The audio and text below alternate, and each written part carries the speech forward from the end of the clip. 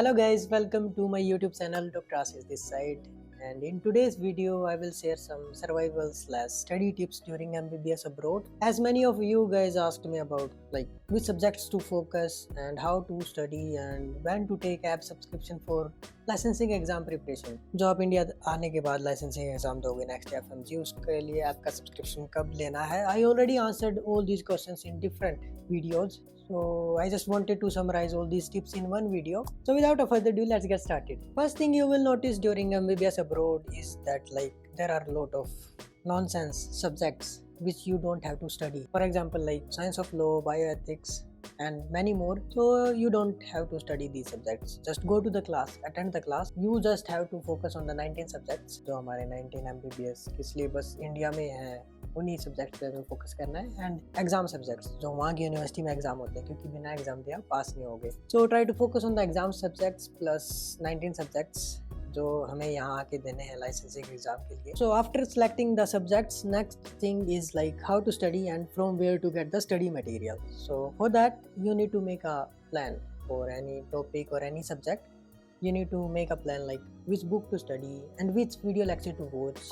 Ask your seniors, take help from your seniors कि कौन से सब्जेक्ट के लिए कौन सी बुक्स अच्छी रहेंगी। So try to collect all the resources as many teacher will provide you the book variant, PDF variant. So keep a pen drive with you. Anyway, pen drive अपने साथ हमेशा रखना, क्योंकि बहुत सारे टीचर आपको PDF variant प्रोवाइड करेंगे books का to study. And another resource you can get your study material is from your university library. वहाँ पे बुक्स फ्री में मिलती हैं, so you can get the books from your library. मैंने वही पढ़ी थी पूरी यूनिवर्सिटी के टाइम पे, एक्सेप्ट लास्ट फ्यू ईयर्स जब मैंने प्रेप लेटर का सब्सक्रिप्शन लिया था। सो गेट योर स्टडी मटेरियल, और फिर आपको वहाँ से पढ़ना है और कौन से वीडियो लेक्चर्स देखने हैं, पहले प्लान बना लेना है कौन से सब्जेक्ट के लिए कौन सी बुक पढ़नी है। So now let's talk about how to study. Once you have collected all the study resources कि आपको कहाँ से पढ़ना है और कौन सी वीडियोस देखनी है। So I will explain it with example. मुझे एनाटॉमी ऑफ स्पाइन प्रिपेयर करना है for tomorrow's class. So first of all, I will watch some YouTube videos, free YouTube videos, and try to get a basic understanding of the vertebrae like cervical, thoracic, lumbar, sacrum and coccyx, and in some के मैं differentiating feature पढ़ूंगा। And then I will read from the book, अच्छी सी book like Atlas हो गया, वहाँ पे अच्छी सी pictures दे रखी हैं। So I will try to understand different parts of the different vertebra कि इसका क्या नाम है, इसका क्या नाम है।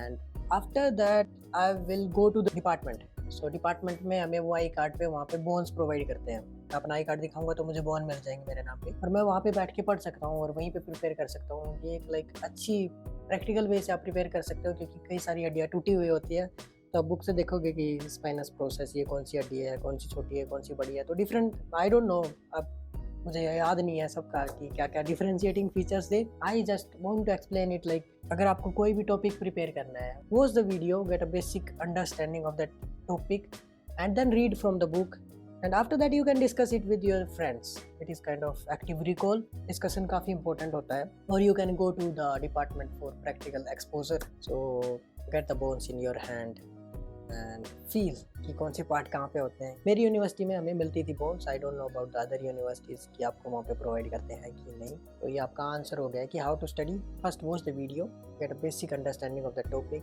Then read from the books and discuss it with your friends और डिस्कस इट नेक्स्ट क्लास में। आपका डिस्कशन होता ही है क्लास में, जब टीचर क्वेश्चन पूछेगा। अगर आपको कोई डाउट है तो ask the teacher about your queries regarding how to study. Ask your seniors कि कौन से टीचर कौन से क्वेश्चन पूछते हैं, किस टाइप के क्वेश्चन पूछते हैं। So it will really help you to score good marks in the class. ये आपकी बेसिक अंडरस्टैंडिंग में हेल्प नहीं करेगा, बट आपको एक इंपॉर्टेंट पॉइंट ऑफ व्यू मिल जाएगा टीचर का कि वो कैसे क्वेश्चन पूछता है। So next thing is about the app subscription. Marrow, PrepLadder और any other platform, study platform, कि भैया मुझे कब सब्सक्रिप्शन लेना चाहिए, फर्स्ट ईयर में लेना चाहिए, सेकंड ईयर में लेना चाहिए, बाद में लेना चाहिए। सो for that I divide two groups of students. तो एक ग्रुप हो गया जिनकी यूनिवर्सिटी इतनी अच्छी नहीं है, बस आपको डिग्री दे रही हो, टीचर भी इतने अच्छे नहीं हो। आई नो, रियलिटी मैं जानता हूँ कि कौन सी यूनिवर्सिटी कैसी है। सो अगर आप गए हो MBBS करना है, you will get the degree, but you need to read by yourself. Then you have to take app subscription in earlier phase of your university. I still recommend you to take the app subscription in from second year or third year. First year में अपना खुद ही पढ़ना, adapt करना, try करना, क्योंकि first year इतना hard भी नहीं होता। So just try to adapt to the environment and read from the books in first year and second year में आप किसी भी ऐप का सब्सक्रिप्शन ले सकते हो अगर आपकी यूनिवर्सिटी इतनी अच्छी नहीं है और वहाँ पे स्टडीज़ इतनी अच्छी नहीं है। मेरी यूनिवर्सिटी में ठीक ठाक थी स्टडीज़, सो वहाँ पे आपका काम चल जाएगा। So from here I will talk about the second group students. तो उसमें क्या होगा, आपकी यूनिवर्सिटी ठीक ठाक है, टीचर भी अच्छे हैं। So for that I will recommend you guys to read from the books. Teacher से क्वेश्चन पूछो, आप फीस किस लिए पे कर रहे हो वहाँ पे।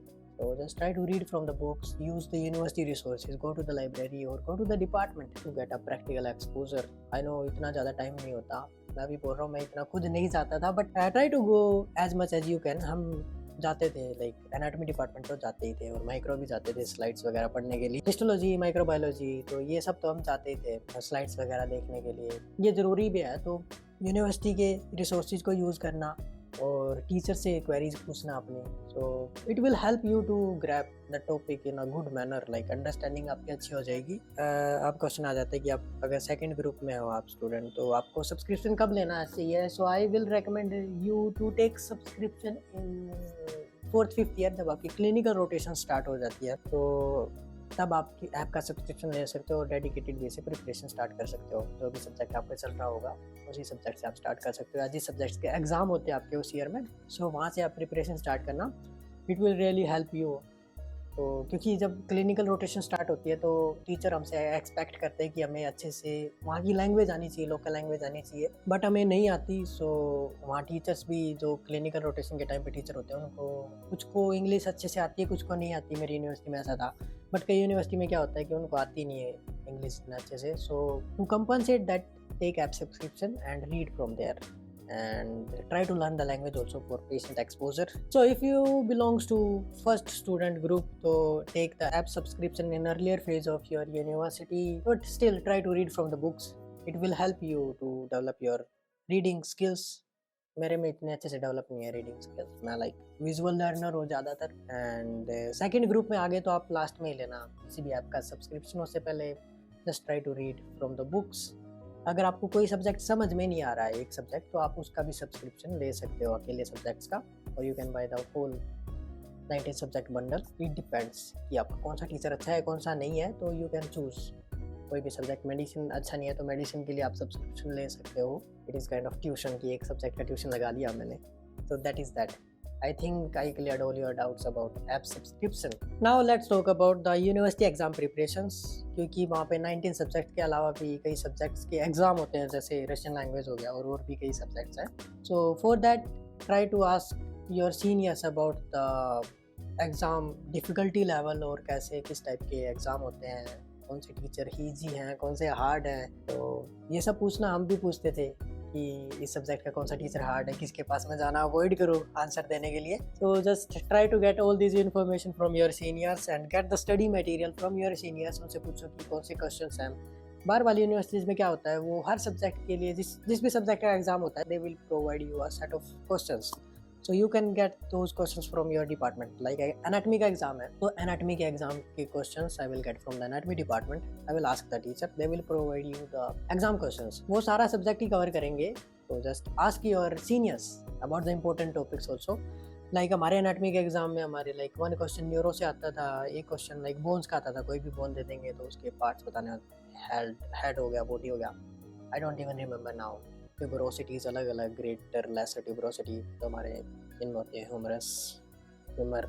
अब मुझे बोन्स के नाम ही याद है बस, ओके दैट्स इट। सो एक क्वेश्चन बोन से आता था, एक नर्व से आता था और एक स्प्लैंक्नोलॉजी से आता था। आउट ऑफ 5 क्वेश्चंस 3 क्वेश्चंस ये पक्का थे हमारे। तो ये आप ट्राई करना पूछने की कि इंपॉर्टेंट टॉपिक्स कौन से हैं एग्जाम सब्जेक्ट्स में जो हमें मस्ट है रीड करना। By doing so you will pass the exam easily. आप एग्जाम की प्रिपरेशन 1-2 महीना पहले ही स्टार्ट कर देना, क्योंकि काफ़ी ज़्यादा क्वेश्चंस होते हैं। डिपेंड्स कि कौन से सब्जेक्ट का एग्जाम है आपका। एनाटॉमी के लिए 1-2 महीना पहले स्टार्ट करना पड़ेगा। पैथोलॉजी के लिए लाइक आपको 2 महीने तो लगेंगे कम से कम एग्जाम की प्रिपरेशन के लिए। So try to start preparing for those subjects a bit early. जैसे एफएमजी के लिए मैं बताता हूँ, तो ये करना। एंड वहाँ पे ना, जैसे एनाटॉमी का एग्जाम है या फिजियो का एग्जाम है, तो एक ही दिन एग्जाम होता है पूरे ईयर का। वहाँ पे ग्रुप होते हैं 1, 2, 3, 4, 5। तो पहले 1 तारीख को होगा एक ग्रुप का एग्जाम, फिर 4 को होगा दूसरे ग्रुप का exam. So try to get the exam variant questions from your friends जिनका पहले एग्जाम हो चुका है, we use to call all our friends जिनका हमसे पहले एग्जाम होता था, तो हम वहाँ से लाइक अपने क्वेश्चन इकट्ठा कर लेते थे सारे कि कौन से वेरिएंट में कौन से क्वेश्चन आते हैं। तो अगर आपको ऑप्शन मिलता है एग्जाम हॉल में कि ये वेरिएंट आप खुद चूज कर सकते हो, तो we try to choose the easy variant जो हमें पहले से पता होता था कि इस वेरिएंट में ये क्वेश्चन होते हैं। तो just try to get all the questions from your friends जिनका एग्जाम आपसे पहले खत्म हो गया है, क्योंकि वहाँ पे ग्रुप वाइज एग्जाम होते हैं। ये नहीं होता कि पूरे ईयर का एक ही दिन सबका एनाटॉमी का एग्जाम है, फिर एक ही दिन सबका फिजियो का एग्जाम है। सो ये काफ़ी लाइक अच्छा रहता है दूसरे स्टूडेंट्स के लिए जिनका बाद में एग्जाम होता है। बट ये भी होता है कि जिनका पहले एग्जाम होता है वो पहले दे दा के अपना फ्री हो जाते हैं, और दूसरे वाले अपना पढ़ते रहते हैं, वो सब अपना एंजॉय करते हैं। तो ये सब यादें आती है यूनिवर्सिटी की हमें। बट स्टिल हमारा लाइक 106 का ग्रुप छठे नंबर पे था, तो हमसे पहले बीच में थे हम।